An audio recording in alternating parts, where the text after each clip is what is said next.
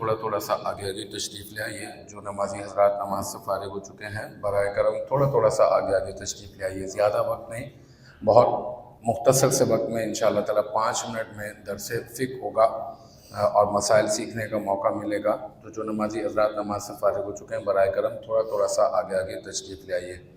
الحمدللہ رب العالمین والصلاة والسلام علیکہ یا سید الانبیاء والمرسلین. سامعین کرام و معزز ساتھی بزرگان دین و برادران اسلام، الحمدللہ ثم الحمدللہ، اللہ تبارک و تعالیٰ کی خاص عطا کردہ توفیق پاک سے مسائل فقہیہ کا یہ سلسلہ جاری و ساری ہے. اس سلسلے میں ہم لوگ جو ہے وہ نماز سے متعلقہ مسائل اور فضائل جاننے کی کوشش کر رہے ہیں. رمضان میں چونکہ تراویح کا تھا اور تراویح کے بعد جو ہے وہ ہمارا درس تفسیر قرآن ہو رہا تھا خلاصے کی شکل میں، تو اس وجہ سے اسے موقوف کر دیا گیا تھا کہ افطار کے بعد اتنا لوگوں کے پاس وقت نہیں ہوتا. اور پھر عید الفطر کی تعطیلات کے بعد آج بروز پیر 15 اپریل کو یہ جو ہے وہ دوبارہ سے اس کا آغاز کیا جا رہا ہے.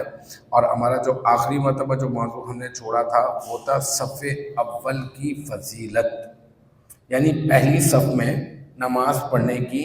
کیا فضیلت ہے.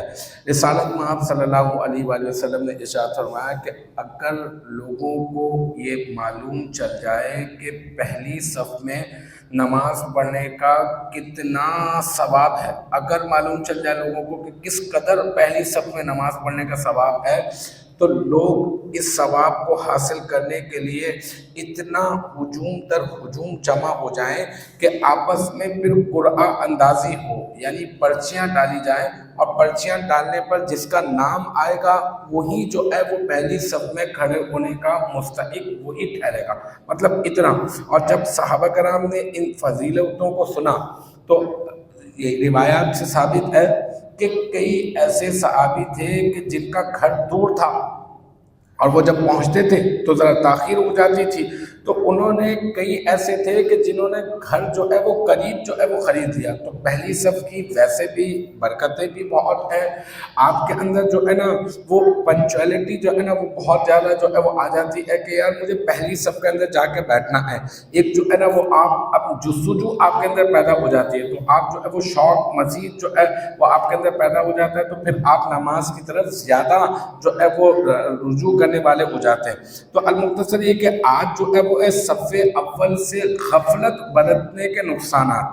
اگر کوئی صف اول میں نہیں آئے گا تو اس کے کیا کیا نقصانات ہو سکتے ہیں. نمبر 1، صف اول سے غفلت برتنا، یہ جو ثواب ذکر کیے گئے ہیں سب سے پہلی بات یہ کہ اس سے محرومی کا باعث بنے گا.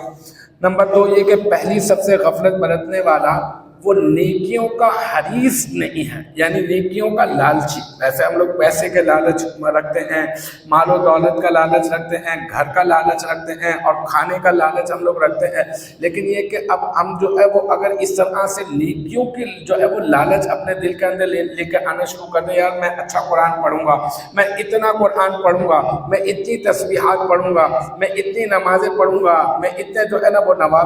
نوافل جو ہے وہ ادا کروں گا، تو اس کو کہتے ہیں نیکیوں کا حریص. تو ہمیں نیکیوں کا حریص جو ہے وہ ہو جانا چاہیے اور ایک دوسرے سے سبقت لے جانے کی بھی کوشش کرنی چاہیے اس میں کہ کسی کو نیچا دکھا کر نہیں. کہیں ایسا نہ ہو کہ آپ جو ہے وہ کہیں بھائی میں نے 4 رکعت پڑھی ہے، اس نے 2 رکعت پڑھی ہے، تو میں جب تک تانا نہیں دوں گا اس 2 رکعت والے کو تو اس کا مطلب میری 4 رکعت جو ہے وہ قبول نہیں ہوگی. تو یاد رکھیں یہ انتہائی غلط بات ہوگی. چاہے آپ 100 رکعت پڑھ لیں لیکن آپ ایسے شخص کو کہ جس نے 2 رکعت پڑھی ہے، یا پھر یہ کہ کسی ایسے شخص کو کہ جس نے نماز ہی نہیں پڑھی ہے، اگر تانا اگر آپ نے دیا یا آپ اپنے دل کے اندر میں جو ہے وہ ریا کا شائبہ لے کر آئے، تو ہو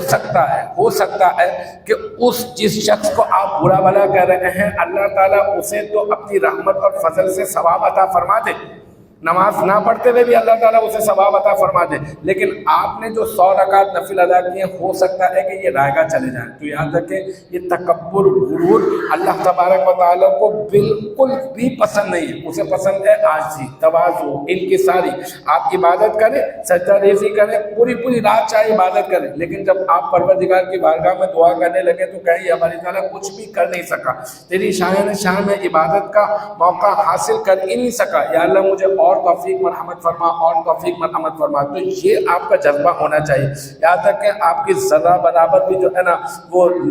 غرور کی عادت آپ کی تمام تر نیکیوں کے لیے جو ہے نا وہ وبال کا باعث جو ہے وہ بن سکتی ہے. حدیث پاک میں